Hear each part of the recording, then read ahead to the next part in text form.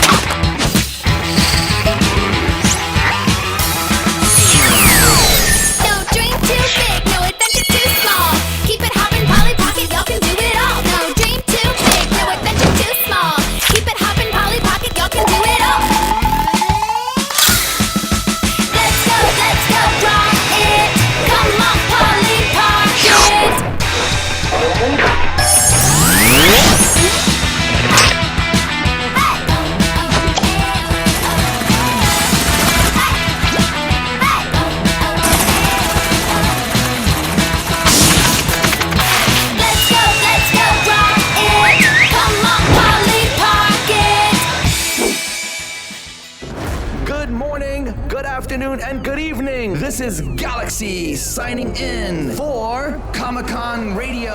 Comic-Con! Coverage of pop culture events from around the globe. Amazing interviews with celebrities. Daily recaps and reviews of popular television. Movie reviews. Everything Comic-Con and fandom from around the globe. Comic-Con Radio. Get ready to enter our universe. Let's go.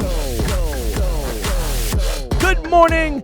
Good afternoon and good evening. This is Galaxy for another amazing episode of Comic-Con Radio. Welcome to my universe, ladies and gentlemen, for another amazing episode. I am so lucky that I get to speak to you guys 3 to 4 times a week, sometimes 5, sometimes more, sometimes less, but who's counting? Today I have a wonderful guest.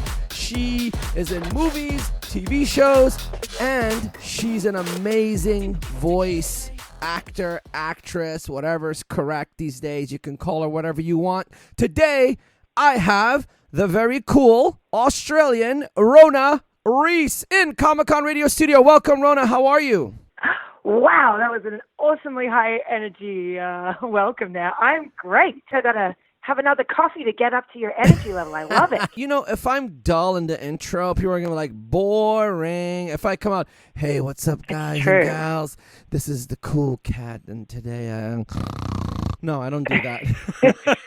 Yeah, we don't want to send anyone to sleep. We want people to be excited. We don't, because you know what? Our fans are everywhere. Your fans are everywhere. We're in South America, North America, Australia, Africa, Europe, Middle East. Yeah, across the galaxy, if you would. That's so funny you brought that up. I have a story. My grandmother, God rest her soul, she was hard of hearing. So this relative of mine would come all the time and she would yell. Finally, one day my grandma was like, I don't ever say anything, but why do you always yell? I'm not deaf. I'm just old. When you said this reminded me of that. So anyways, thank you for sending me down memory lane. You wonderful Australian person. Anytime. So, Rhona, welcome to Comic-Con Radio. You are making things happen. Look at you, nominated for the 2019. What is that award called? What is it? You know it. What is it called? It's the Voice Arts Award as part of the Society of Voice Arts and Sciences. Ooh. I want to hold up my pinky every time because voice arts is one thing, but when you add sciences at the end, it sounds so important. Right? But isn't it like equivalent of the Oscars for the voice? They do call it the Oscars of the voice world. It's happening down in LA on the Warner Brothers lot, and yeah, it's kind of a big deal. Don't try and crash it. They might not appreciate that. Yeah. I mean, get a ticket first. Yeah, I'm certainly excited about it. There's some pretty big names going to be sharing the evening with me. A few people you might know, like Tom Hanks and Kit Harington and America Ferrera. It's a little crazy to be included in this incredibly high-class talentful. Wow. Now I'm going to hold up my pinky and wear, one of those, what do they call those single eye glasses? Oh, a monocle. A monocle. There you go. I'm going to wear a monocle and look like Mr. Peanut. And I'm going to walk in there and be like, look, this award show, it's so many cool people there. I reckon if anyone can bring back the monocle as a fashion statement, it's you. Oh, thank you so much. I'm going to do that and wear a top hat. But my top hat's going to be 3 feet tall, okay? Excellent. It's going to have a microphone in there. Anyways, enough sticking around and horsing around. You're a lovely person. Thank you for having such an amazing sense of humor. Now, let me tell you something. You either sound like you smoked 1,000 cigarettes yesterday, you're an alcoholic, or you're a voice actor. Which one are you? It's definitely C. I don't smoke at all.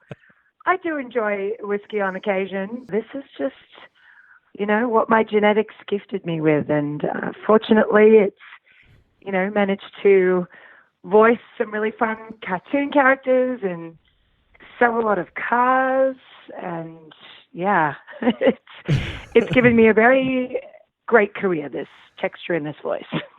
Did you ever think in your life that you would be here today? You would be this 2019 award nominee for Voice Actress of the Year type of thing. Did you ever think you would ever fall in this realm? Well, I was a child actor, so I've been in this industry successfully for more than 24 years now. So my career is a little bit interesting in that sense that I kind of was very successful as a youngster, and then I kind of, had a bit of a lull in my early 20s. So I think I've always had a lot of self-belief, but, when I moved to North America almost 8 years ago now, I certainly didn't think I would still be here. It was sort of an experiment more than anything. And when I read that press release from the Sovers Awards people, knowing that I'm included in a nominee list with all those big stars is crazy to me. It's crazy. Little Melbourne girl going to Warner Brothers lot and celebrating with the big stars. So I'm very honored and very excited. That's nice. I know you've been in this Hollywood thing or acting thing, whatever you want to call it, for a long, long, long time. More than 2 decades. You're a young person. You started at age of 11? You had your first role, and you worked with the Australian legend Ernie Dingo. And if you don't know who Ernie Dingo is, look him up. You'll see his picture. You know what I'm talking about. But you're still doing amazing, and it's crazy how life twists and turns. You don't have to be on the big screen to still be doing amazing things, because these days animation and voiceover is a huge part of the world, and voice is a huge thing. Everything needs a voiceover actor or artist, anything, commercials and cartoons and, like you said, animation, video games. So it's all around us. Do we notice it sometimes? Maybe not. Do the regular people notice it here and there? But you've been rocking it, and you've lent your voice to so many cool things. My Little Pony and, all these cartoons that are iconic. And your current one, Polly Pocket, doing well there. So can you do me a huge thing? Can you do your voice from Polly Pocket for me, please? Sure. My character in Polly Pocket is Gwen, and she is kind of the dumb hench girl to the evil woman who was always trying to steal Polly's magic locket. So she sounds a little something like this. Gigi, when we go to the mall, can I get a new hot dog costume? The buttons are saggy on this one. Ooh, nice. I love it. That's a little bit of Gwen. Wow. You did great. And that's Gwen Grand from Polly Pocket. You also do Madame Faut's voice. You do Prudence's voice as well. And all of you Little Pony fans, what about there? Yeah. All you bronies. She is the voice for Torque. Yeah, Torque Ranch and Vapor Trail and Rolling Thunder.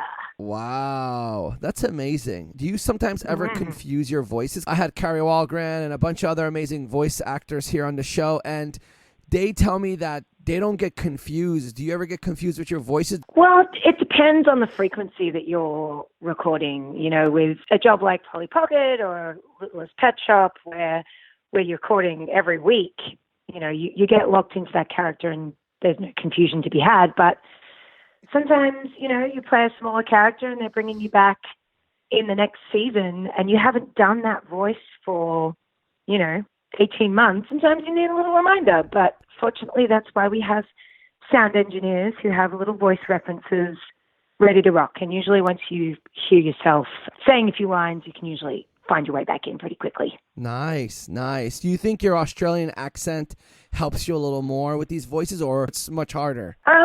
It definitely works both ways. You know, I work 98% of the time in a North American accent.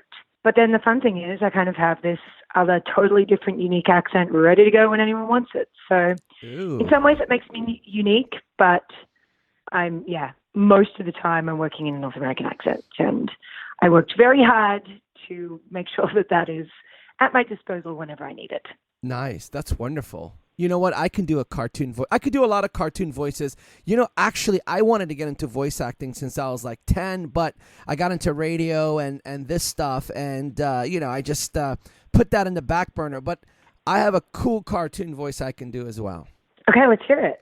Do you remember Bobby from Bobby's World? No, I've never even seen that show, Bobby's World. Tell me about it. That's how I'm Bobby from Bobby's World. Well, it sometimes sounds like Skeeter or Scooter from the Muppets. Yeah, I hear that. That's a cute voice. Anyways. Have that in your back pocket. I had it in my back pocket. I was like, I got to pull this out today. I was waiting to interview you, and I was like, I got to pull it out and creep her out for like 2 seconds. How about, do you have, every voice actor needs a really good evil laugh. Do you have a good evil laugh? I do. Let's hear it.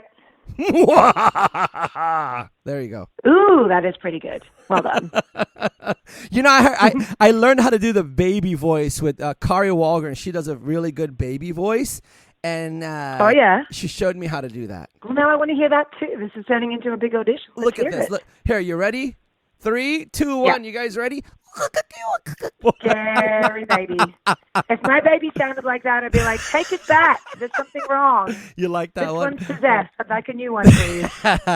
There you go. I'm just joking with you. I could do that later, but not right now. I wanted to creep you out for a second. If your baby sound like that, take your baby and throw him in the mountains. Yeah. Take it back to the hospital. Switch it. The baby like, Mommy, come back, please. I want breast milk. Like, oh my God, get away. I want it now, Mommy.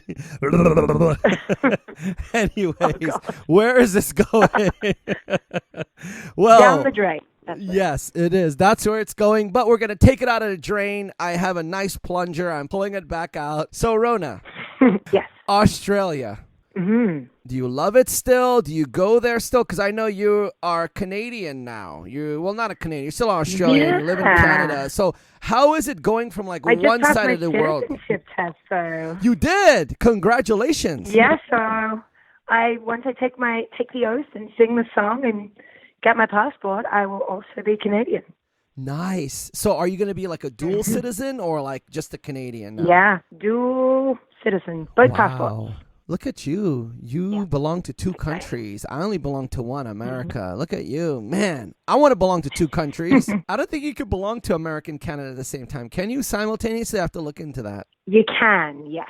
Oh, wow. Why did you choose Canada? Well, as an Aussie, when I initially moved here, you can get a working holiday visa very easily. It was cheap, it was simple, it was accessible. Whereas the options to come and work in the US are a little bit more difficult. And I know that there's a lot of actors who move over to LA with big stars in their eyes and they get these O1 visas that restrict them to working as an actor, and then they have to work, under the table. And it's, maybe not the best situation. I like to keep things legal. So I'm a big skier. I love the mountains. So Vancouver, having Whistler just an hour and a half away, was a huge draw card for me. And I think the market here in Vancouver is a great place to grow your career. Oh, yeah. The one piece of advice that I've been given was don't move to LA unless you're invited. And I think that's pretty good advice. So Everybody says that. Maybe there's not quite as much that happens here, but I've certainly found it to be a great place to, really make a mark for yourself. Everybody says that. Everybody says, don't go to LA unless you have a master plan, you're invited, and you already got a gig happening.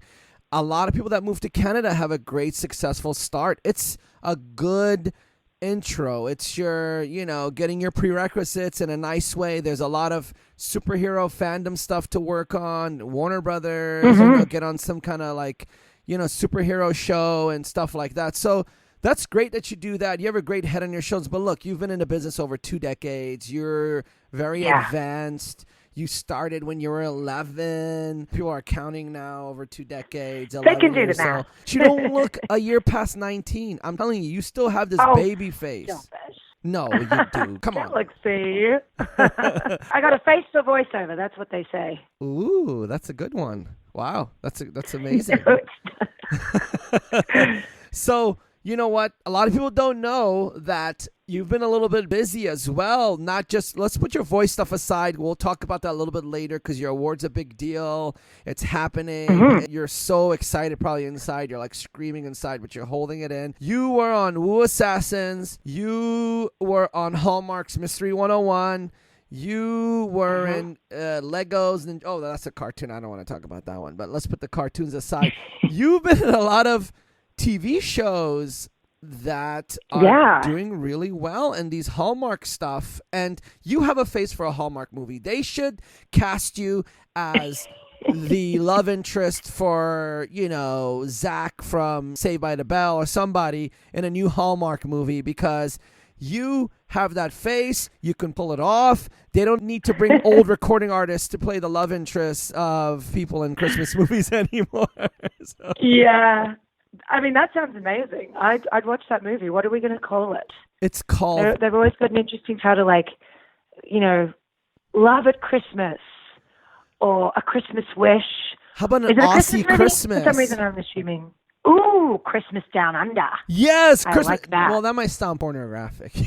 Christmas right. Yeah, you're Doesn't right. everything sound kind of like, title. from down, when you say down under, like, I don't know. So. Yeah, we might need to workshop that one to sound less like a porno. You're absolutely right. Yes. But I think you would do really well. So, you were in Lifetime's Abducted. How does it work for you? Because you're such a talented child actress and an adult actress as well. Let's not say child. I don't want to label you, okay? And you're such a talented voice actor, which takes a whole other type of energy in person. And then you also are a face actor because I categorize face, body, voice actor. That's my little thing.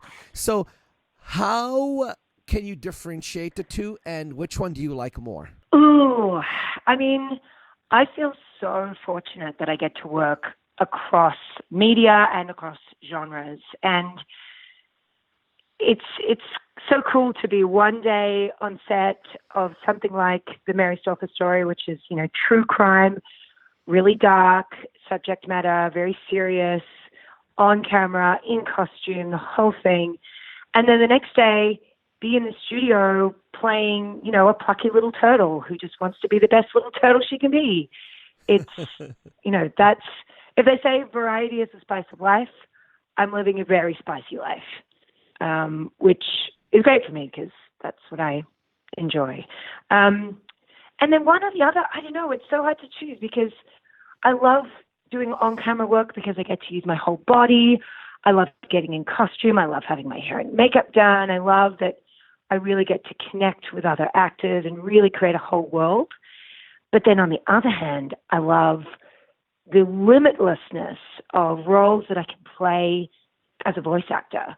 Because, I can't play a turtle on camera unless it's some crazy, CGI mocap thing. I can't play an 11-year-old girl on camera. But in the world of voice, the roles that I can play are limitless. It's really fun and exciting, and I get to use this part of my imagination that most adults get told to shut down. Stop using your imagination, stop making up silly voices for, pet dogs and rocks and whatever you want. But I get to use that every day as part of my work, and I love that. Wow, that's awesome. That's great to hear. You sound so enthusiastic, energetic. It really shows that you love what you're doing and the opportunities you're getting. And, at the end of the day, it's keeping your career going, because this award that you're going to get this week, it's a huge deal. And by getting this award... I might not get it. Just nominated. We'll see. Well, we'll see. I think... I already said it. Oops. Did I make something come true? I don't know. If it comes true, can you please let us know? Well, we'll know anyways, because we're going to watch out for it. So, no, you can't tell us. Well, I'm going to know already. But we're going to send you a message, and we'll give you a call, and we'll say, look, our fortune came true. Because sometimes things have come out of my mouth, and, TV shows got signed, people got into movie roles, and I've gotten tons of calls saying, hey, when you spoke about it on the show and so-and-so reached out to me, or that happened. So please, the universe, let Rhona win this award. Because yes, make Galaxy's prediction come true. Please. And I know you're going against very formidable people. It's not like just nobodies from around the corner hanging on their stoop. These are formidable people, but you have a chance. And just to be nominated, just for them to think of you for a little voice that you do as Bev Gilturtle, it's amazing. And the voice awards are cool. Like we said earlier, it's been coined the Oscars of voiceover acting. It brings big celebrities. I love that sentiment. It's true that often in these bigger productions, they're getting names in to try and raise the profile of the production, which I understand from a business point of view, but it definitely means that there are a lot of talented voice actors who are maybe overlooked. So, yeah, it's an interesting balance to strike. I kind of understand it and hate it all at once. Yes, of course. We understand it. It's business. They got to make money. But still, there's so many talented voice actors out there. Voice actors of the universe, I love you all. There you go. I said it. I love you all. Please keep doing your thing. Isn't it cool that you're going to be sitting amongst Tom Hanks, oh my gosh, Tahari P. Henson, and, well, America Ferrera, that's cool, but Jon Snow, Kit Harington. Right? Are you in love with Kit Harington? Are you in love with Kit Harington? 3, 2, 1, say it. Yes, I'm in love with him, of course. Well, I hope he's listening. I've said too much. I hope he's listening. What is he going to do now? Game of Thrones is gone. I don't see him as any other character. Like, Games of Thrones is amazing because it was around for nearly a decade and they did really well. But I look at him as Jon Snow forever. I can't see him in anything else. I saw him in a couple of movies and I just can't put my hand around it, or my mind or whatever. Well, maybe that's why he's sneaking into the voice world. Maybe he's coming to grow his career in places where people aren't looking at his face and just thinking about the Night's Watch. Rhona, that's why I don't know. you're getting Maybe I'll nominated ask for an him for you award. on Sunday. Well, you're going to sit near him. You're going to watch him eat. I'll probably stalk him mildly. Yeah, stalk him. Try and get a lock of his hair. Somebody on his team is listening to this, or maybe himself, so he's going to know already. So when he sees you, he's going to be like, that's the lady. That's the lady. Stay away. That's the one who wants my hair. Stay away. Stay away. I retract all comments. I will be a totally normal human being. So when you go to these award shows, do you take your parents, your significant other? Who do you take with you? Yeah, I will be going along with a friend of mine, Nicholas, who lives in LA. He's a director that I've worked with, and he's familiar with these sorts of red carpet events. So unfortunately, my parents are too far away to come with me, and I do not have a significant other. So Nicholas is going to suit up and be my date for the night. Nice. Nicholas, you're a very lucky dude. You're taking this Aussie-Canadian young voice actress lady to the award show, so you must feel so lucky because she is nominated. No, I'm just kidding. Sometimes I've interviewed couples that are actors and actresses, whatever I want to call them. And I know between actors and artsy people, sometimes it's like, who cares? There's nothing, if I'm this, you're that, it's okay. But do you think if you married someone that does what you do and you've worked so hard all these years and they just got a lucky break and got on top right away, would you feel a little certain way, or would you be like, I'm proud of you? I think you'd be proud. I think if you've been in this business long enough, you know that it's not a linear ladder that you can climb. And there are so many reasons for someone to either make it or not make it. And sometimes you just have to be happy for people with their success. It's so toxic to compare yourself because there's only one you. And I feel like sometimes I want to unfollow a lot of my acting friends on social media because sometimes, you know, people are just relentlessly posting about everything they're doing. And I understand that they're doing that to grow their brands, but sometimes I just want to ignore it and know that I'm on my path and working hard, and what will be, will be. Well, that was a nice answer. Very, very cool. Now I'm going to put 2 pinkies up and wear 2 monocles. But if I wear 2 monocles, is that called glasses? Yeah. That'd be cool if I wear 2 monocles. I'll take the yeah. left one off to wink with my left eye, and I'll take the right one off to wink with my right eye. So, but I love it. for today, we'll call it glasses. Okay, next question. Madame, Miss Rhona Rees. Yes. Do you go surfing? I don't. I'm sorry. I'm Good. a bad Aussie. Good. Every Aussie I know says they go surfing. So there. Neener. Okay. All you Aussies that are listening to this, she doesn't go surfing. Not every Aussie goes surfing. Not every Aussie goes to that famous beach over there and tries to get drowned and killed. But, you know. But I do tick the Aussie stereotype in that I did do a ski season in Whistler. Ooh. Whistler has this reputation for just being only Aussies who work there. You go to Whistler, you're in Canada, but every voice that you hear of the staff that work there is like, "G'day, hope you're having a good day at Whistler Black Cove." Holy, like that? Yeah, exactly. So I do tick that stereotype, but no, I do not surf. Well, you know what? You have to go to Whistler. If you're in Canada and you're a citizen, that should be kind of like the citizenship test. Like, have you been to Whistler? And if you haven't, no citizenship, sorry. So you have passed the Canadian citizenship by going to Whistler. But that's okay, though, because that's skiing. It's not surfing. So Here's the thing. Have you ever ridden a camel? No, I have not. You haven't? Did you know that the people on camels helped Australia in the 1800s? You know, like people were in camels and they were going around and mapping out Australia. Did some research and they helped out a lot. So no camel, I'm going to put an X. Okay. Now you are a citizen. No surfing, no camel. You are more of a citizen of Canada than Australia now. So I've X'd you out of Australia now and I'm putting you as a Canadian only. Oh.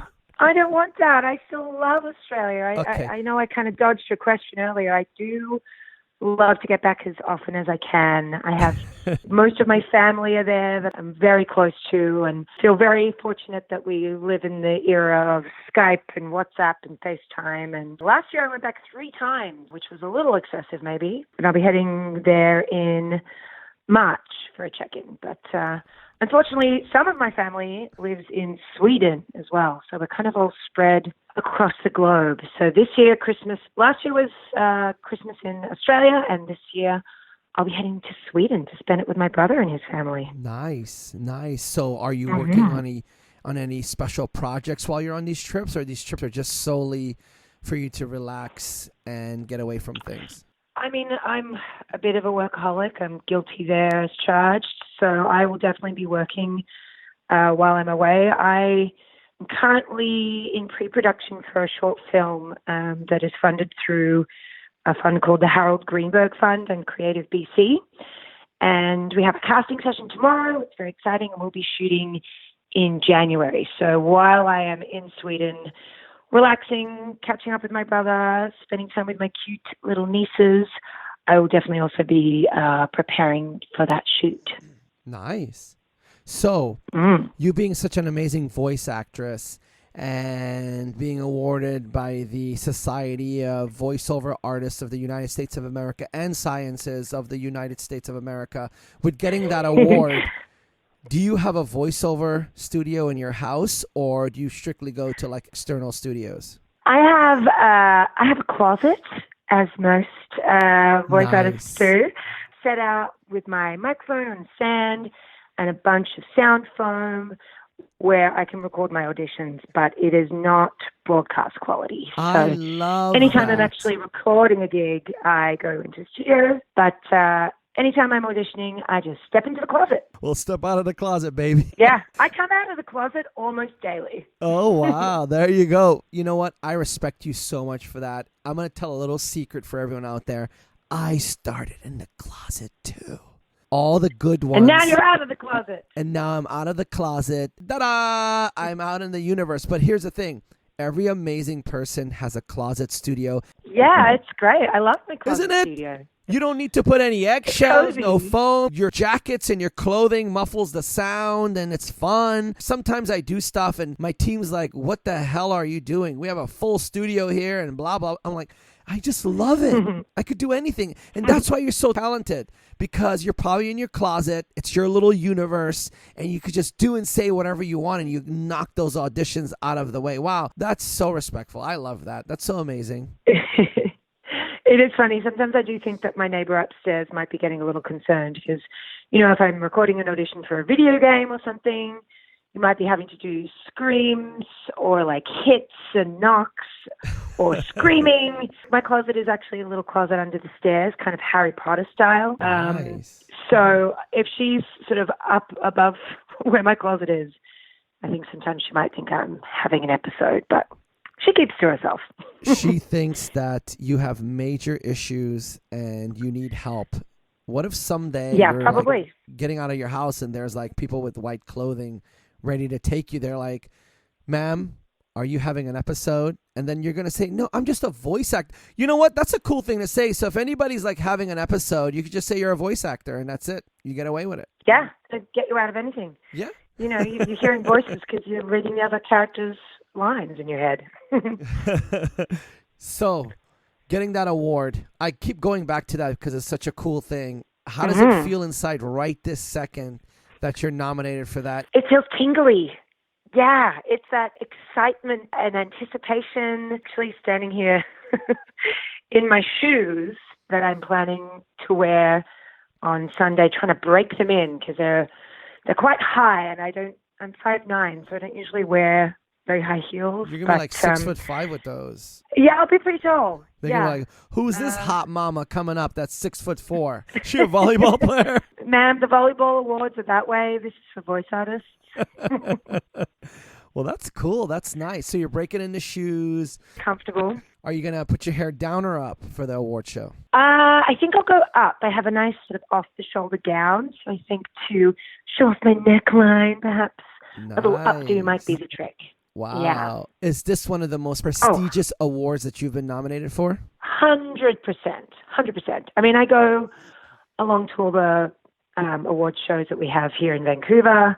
We have the Leo Awards, which is a province-wide awards. We have the UBCP ACTRA Awards, which are our acting union awards. And, you know, we have red carpets, and it's great, but definitely I know it's going to be a very different vibe on Sunday. And, you know, just have to try and not let my nerves get the better of me, try and keep my Prosecco intake to a tolerable level and stay standing. Ooh, Prosecco. So that's the wine that you love. Ooh, so appropriate. Yeah, of course. Yeah. Now, Polly Pocket and your cartoons and everything else you're working for, which one of these are going into a new season that you're excited for? Ooh, I didn't know that I can actually tell you any of the ones that are coming up. Yeah. I signed very strong NDAs. Squeeze. I can't do it. I do that. Come on. You just had a Prosecco's. No, I won't push you. I try. No, I do try. have coming up. I have a show coming up on Netflix at the end of the month. Once that drops and it's on IMDb, I'll let you know so you can share it with your listeners. A very cool animated role that I'm very excited about. You know, also just want to be true to my contracts and not Let me tell you something, employers. Young lady. Let me tell you something. You have an amazing career. The cartoon that you're nominated for, do you think they're going to cancel that? Come on. You've been nominated for an award. They're going to use that. Well, that one I can talk about. I know it's not going to get the cut one off. that I'm talking about is not Littlest Pet Shop. For now, it's done and dusted. I'm joining a pre-existing show, and it's already got a great profile, and that's all I'll say about the matter. Well, you know what? I'm excited for you. Is there any TV shows or movies that you can talk about that's coming up, or no? Well, the thing that I'm most excited about in terms of on camera is this film I mentioned earlier that I actually wrote the script for and will be starring in. Yeah, so I wrote a short film. I applied for this funding. Out of 115 or so applications, they chose 4 scripts to fund, and mine was one of them. Wow. So it's called Freya, and it's a very dark comedy set in the not-too-distant future. And, yeah, I'm really excited about that one. We'll be shooting in January, hopefully have it all delivered by September next year, and then we'll be hitting the festival circuit. So it's an indie film. So basically they're funding it as an independent. Yes, totally. Nice. We have $20,000 to make our film, which is great. And That's we really have big cool. dreams for it, though. We think it's really relevant right now, and we think that it could make some waves. So Is it a short? I can't wait to share it with you guys. Is it a short? Yeah, it's a short. Okay, cool. So what, 30 minutes? Yeah. 20 minutes? It's 14 pages, so yeah, probably under 20. I know how it feels like. It's a lot of work, but whenever you write something and it's from you and it gets funded and it's going out, it's such an amazing feeling. My fault is I'm a creator. I got to constantly keep doing things.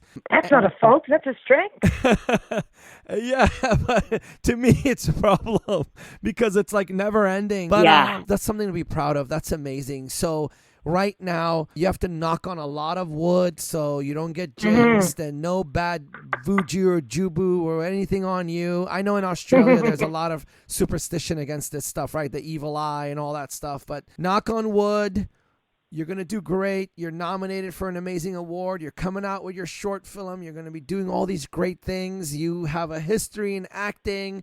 You're a child actor, and sky's the limits in the future. Very Yeah. amazing. I feel like I need you to just follow me around and be my hype man. You're awesome. I will. I will hype you up.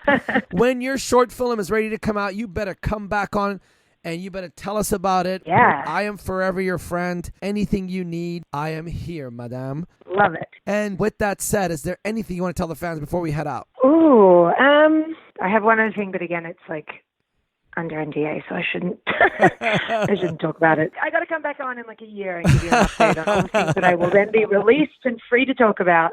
Well, then just give your love and thank yous to all the fans. Fans, she thanks you guys. She loves you guys. And I think that's pretty much it because NDAs are very strict. Yes.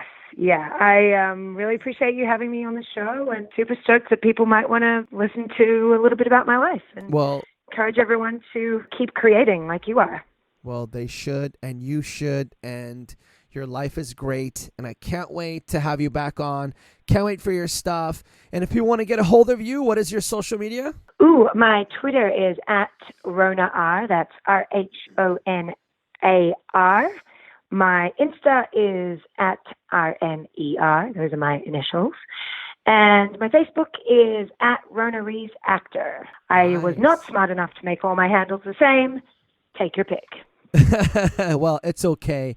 Well, if they just put your name, Rhona Rees, they'll find it. I want them to reach out to you, fans out there. All of you, please reach out to her, say hello, because you're probably watching something that she's doing the voice for. And if you don't know her, or now maybe you your know kids her. are. You know that one rap song? If you don't know, now you know. Now you all know.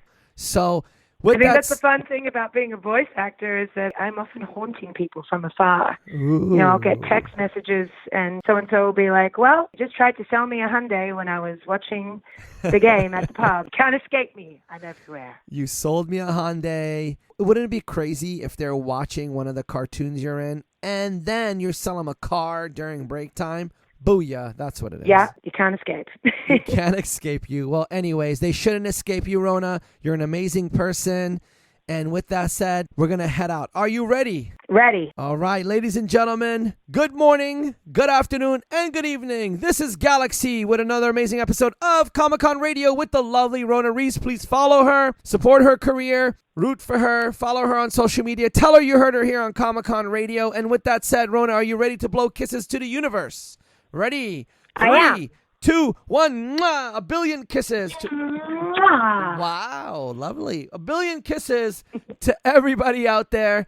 And I want to wish you guys a lovely week. Peace. Peace. Good morning, good afternoon, and good evening. This is Galaxy signing out from another amazing episode of Comic-Con Radio. Tune in for your daily shows of Comic-Con Radio. Go to comicon-radio.com. Reach us on social media, Instagram at Comic-Con Radio. Comic-Con Radio, taking the world one listener at a time. Yeah, I love your energy. Thank you. Super cool. Well, you know what? Really, I was like, okay, I'm going to stand up. You better stand up. You thought you were going to lay down with me? No laying down on the first date. You got to stand up and run around.